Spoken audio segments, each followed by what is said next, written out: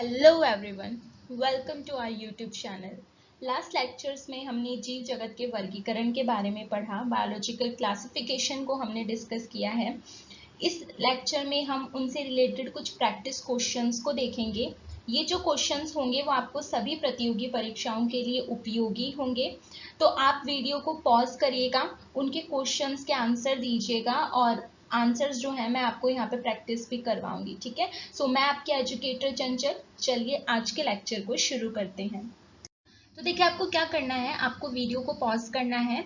Screen पे जो questions हैं आपको इनकी प्रैक्टिस करनी है, इनके आंसर्स जो है आप अपनी नोटबुक में लिखिए। वैसे मैं आपको इनकी प्रैक्टिस भी यहाँ पर करवाऊंगी। तो देखिए, फर्स्ट क्वेश्चन यहाँ पर है, द्विपदनाम पद्धति जिसे बायोनॉमियल नॉमेनक्लेचर कहते हैं वो किसने दी थी। तो यहाँ पर दो साइंटिस्ट के नेम दिए गए हैं, दो वैज्ञानिकों के नाम दिए गए हैं और आपको बताना है कि जो ये द्विपदनाम पद्धति है ये किसने दी थी। Whittaker and Linnaeus. तो करेक्ट आंसर है यहाँ पर कैरोलस लिनियस। ठीक है, सेकंड क्वेश्चन है यहाँ पर, द्विपदनाम पद्धति में पहला नाम जो होता है वो किसे दर्शाता है। देखिए, द्विपदनाम पद्धति जब आप देखते हो तो वहां पर दो नाम से मिलकर जो है किसी का वैज्ञानिक नाम बनकर आता है।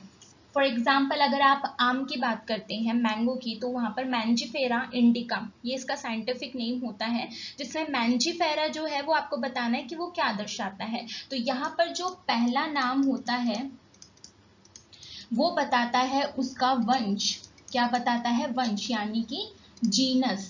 वही जो दूसरा नाम होता है वो क्या बताता है, यहाँ पर उसकी जाति बताता है, यानी कि स्पीशीज बताता है। फॉर एग्जाम्पल, अगर जैसे मैंने कहा आप आम की बात करते हो, मैंगो की, उसका साइंटिफिक नेम होता है, वैज्ञानिक नाम होता है मैंजीफेरा इंडिका। तो मैंजीफेरा क्या है? उसका वंश है। इंडिका क्या है? स्पीशीज है। तो यहाँ पर आपको बताना था कि द्विपदनाम पद्धति में जो पहला नाम होता है वो क्या बताता है, तो वो यहाँ पर क्या बताता है? वंश। तो करेक्ट आंसर क्या हो जाएगा? वंश यानी जीनस। देखिए, नेक्स्ट क्वेश्चन है यहाँ पर, वर्गीकी के जनक यानी फादर ऑफ टैक्सोनॉमी कौन है। तो यहाँ पर दो ऑप्शंस है, हैकेल एंड लिनियस। तो the correct answer Linnaeus, Carolus Linnaeus.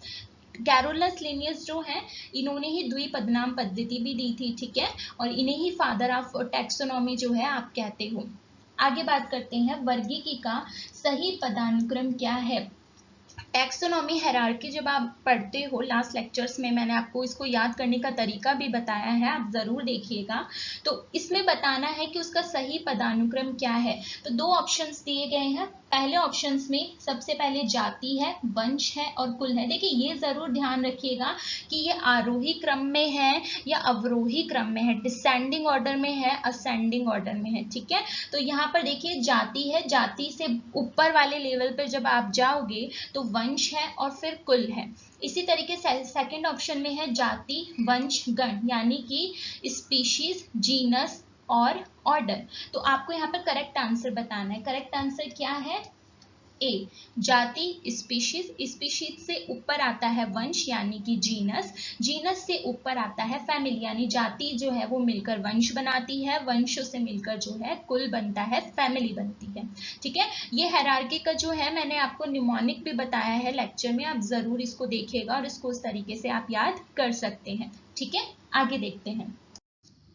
तो नेक्स्ट क्वेश्चन है यहाँ पर, द्विजगत पद्धति, टू किंगडम क्लासिफिकेशन किसने दिया था। तो यहाँ पर दो साइंटिस्ट के नेम है, एक है लिनियस और दूसरे हैं हैकेल।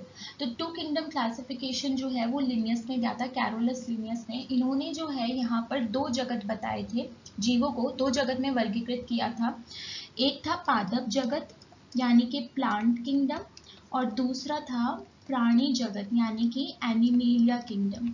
ठीक है, नेक्स्ट क्वेश्चन है यहाँ पर द्विजगत पद्धति से ही कि यहाँ पर कुछ स्टेटमेंट्स दिए गए हैं, कथन दिए गए हैं, और आपको बताना है कि उनमें कौन सा रॉन्ग है, कौन सा गलत है। तो देखिए, पहला स्टेटमेंट कहता है इसमें एक कोशिकीय और बहुकोशिकीय को एक साथ रखा गया है, यानी कि जो यूनिसेल्युलर और मल्टीसेल्युलर ऑर्गेनिज्म होते हैं उन दोनों को एक साथ रखा गया है।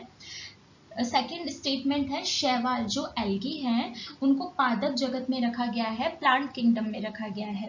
थर्ड स्टेटमेंट कहता है कि जो कवक है, फंजाई है, उनको प्लांट जगत में शामिल नहीं किया गया है।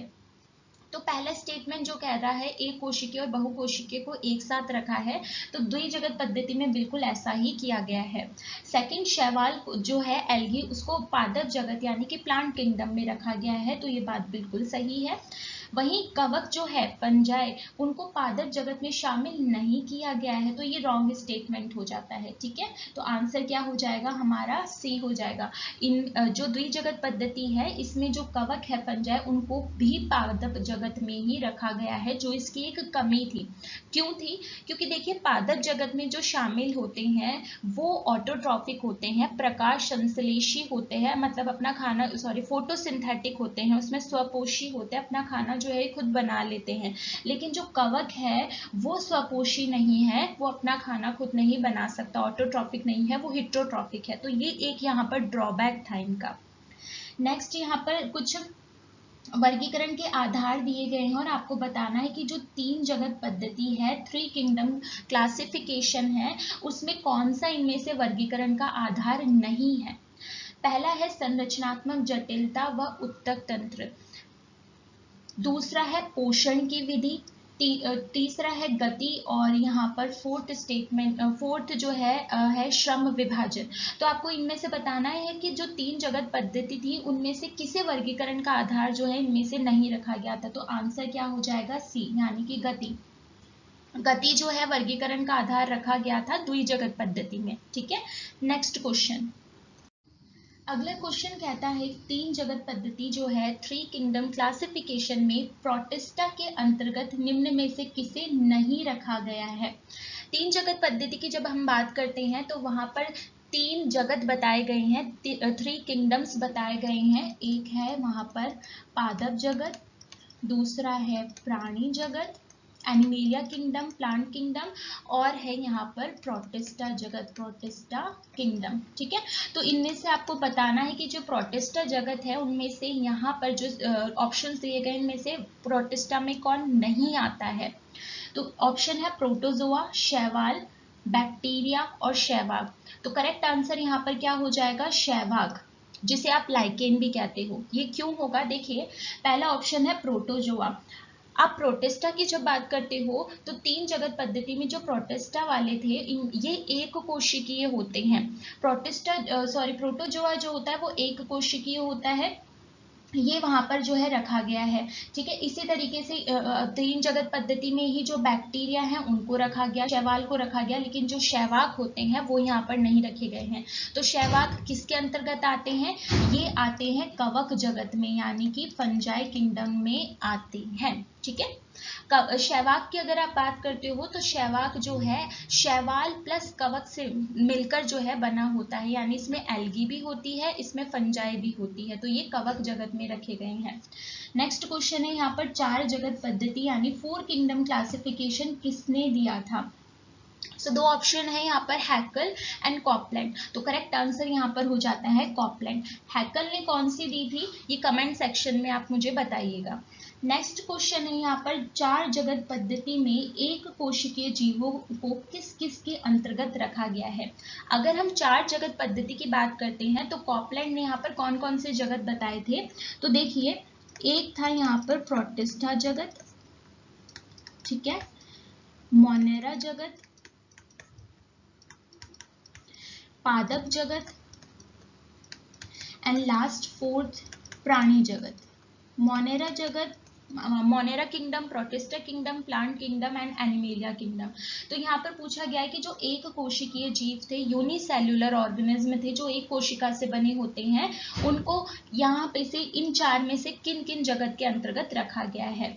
सो ऑप्शन देखिए, मोनेरा जगत, पादप जगत, प्राणी जगत और प्रोटिस्टा जगत है। तो मोनेरा और प्रोटिस्टा इसका आंसर हो जाता है। कैसे, अगर हम पादप जगत की बात करते हैं तो यहाँ पर जो जीव रखे गए थे वो बहुकोशिकीय मल्टी सेल्युलर ऑर्गेनिज्म होते हैं, एक से ज्यादा कोशिका से बने होते हैं। वहीं प्राणी जगत की बात करते हैं तो यहाँ पर भी मल्टी सेल्युलर ऑर्गेनिज्म आते हैं, बहुकोशिकीय जीव भी आते हैं, जबकि मोनेरा और प्रोटिस्टा में एक कोशिकीय जीव आते हैं। ये ध्यान रखना है आपको। क्वेश्चन ऐसे भी पूछा जा सकता है कि बहुकोशिकीय जीव किसके अंतर्गत रखे गए हैं। तो बहुकोशिकीय रखे गए हैं यहाँ पर पादप और प्राणी जगत के अंतर्गत, और एक कोशिकीय जीव रखे गए हैं मोनेरा और प्रोटिस्टा जगत के अंतर्गत। ठीक है, नेक्स्ट क्वेश्चन।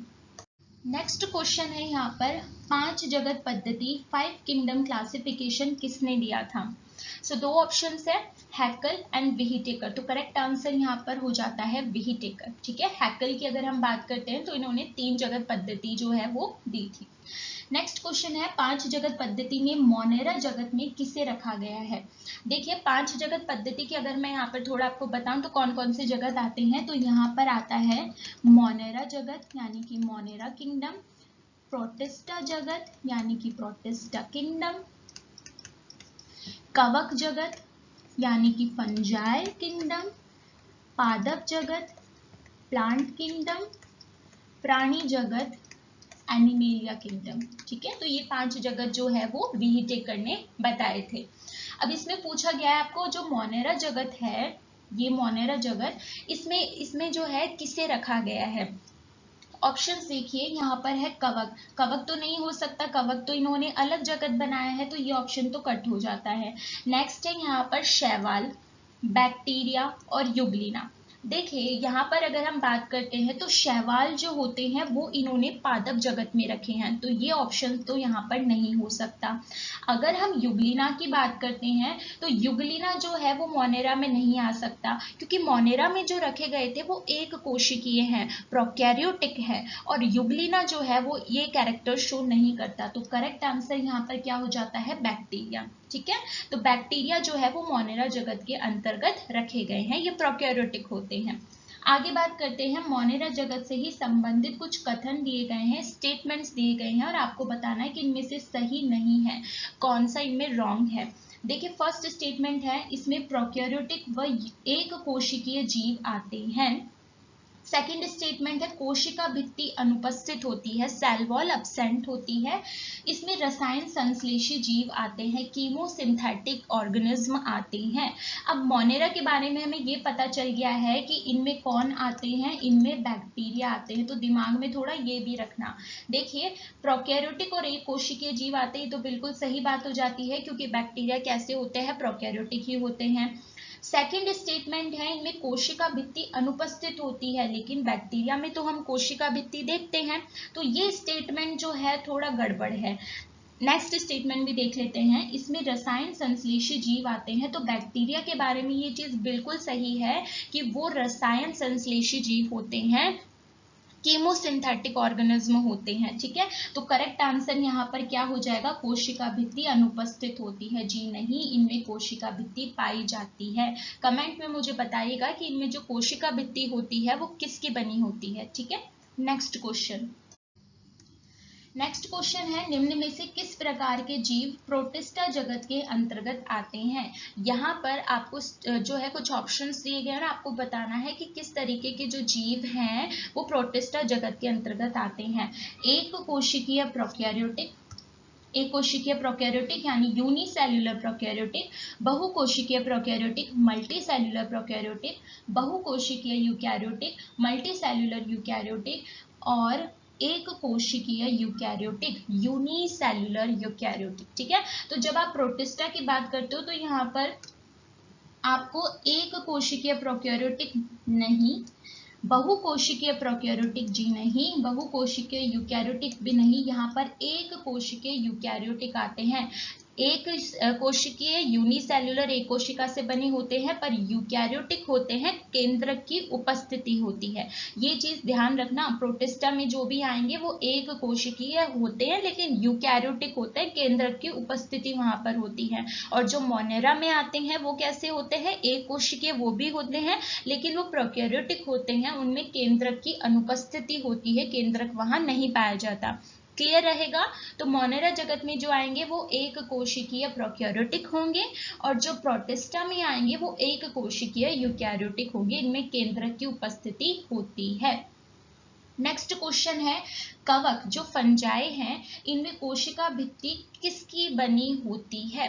ऑप्शन है cellulose, amino acid, chitin and lignin. ठीक है, तो देखिए सेल्यूलोज की तो नहीं होती, मुझे कमेंट में बताइएगा कि सेल्यूलोज जो होता है, मतलब ये सेल्यूलोज की कोशिका भित्ति जो है वो किस में पाई जाती है। ठीक है, अमाइनो एसिड्स भी यहाँ पर नहीं होगा, लिग्निन भी नहीं होगा, आंसर हो जाएगा काइटिन। ठीक है, आज के लेक्चर में इतना ही। जीव जगत से संबंधित जितने भी महत्वपूर्ण प्रश्न थे उन सभी को आज हमने यहाँ पर डिस्कस किया है। इनकी प्रैक्टिस जो है वो ज़रूर करिएगा, कमेंट सेक्शन में मुझे इनके आंसर्स भी दीजिएगा।